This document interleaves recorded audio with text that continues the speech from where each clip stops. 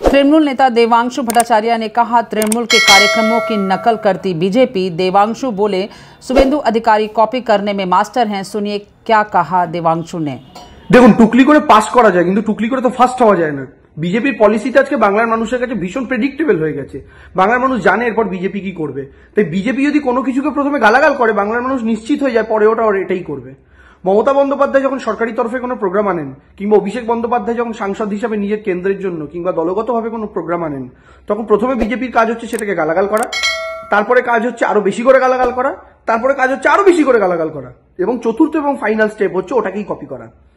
লক্ষ্মীর ভান্ডার, কন্যাশ্রী থেকে শুরু করে বিভিন্ন ক্লাবে দুর্গাপুজো কমিটিগুলোকে টাকা দেওয়া, এই যে তিনটে আমি উদাহরণ আপনাদের দিলাম, এই তিনটে উদাহরণের ক্ষেত্রে আপনারা দেখেছেন শুরুতে কিভাবে বিজেপি গালাগাল করেছিল।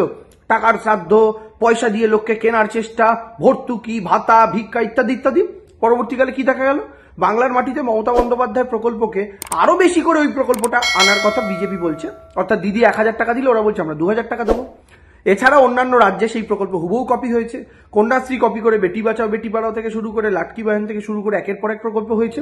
এবং ফাইনালি মমতা বন্দ্যোপাধ্যায় দুর্গাপুজো ক্লাব কমিটিগুলোকে টাকা দেওয়া, সেটাও কপি করে দিল্লি থেকে শুরু করে বিভিন্ন রাজ্যে বিজেপি করেছে।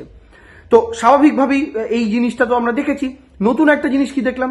অভিষেক বন্দ্যোপাধ্যায় ডায়মন্ড হারবারে সেবাশ্রয়ের মতো প্রকল্প করার পর আজকে যখন নন্দীগ্রাম থেকে আওয়াজ উঠছে যে নন্দীগ্রামে আমাদের এরকম একটা প্রকল্প দরকার, কারণ এখানকার এমপি এমএলএ কে আমরা কেউ পাই না, তখনই শুভেন্দুবাবুর হঠাৎ করে মনে হলো ওটার কপি করে একটা হেলথ ক্যাম্প করি। আর সেই হেলথ ক্যাম্প তিনি করলেন। তাও কবে? নন্দীগ্রাম থেকেই আওয়াজটা ওঠার পর।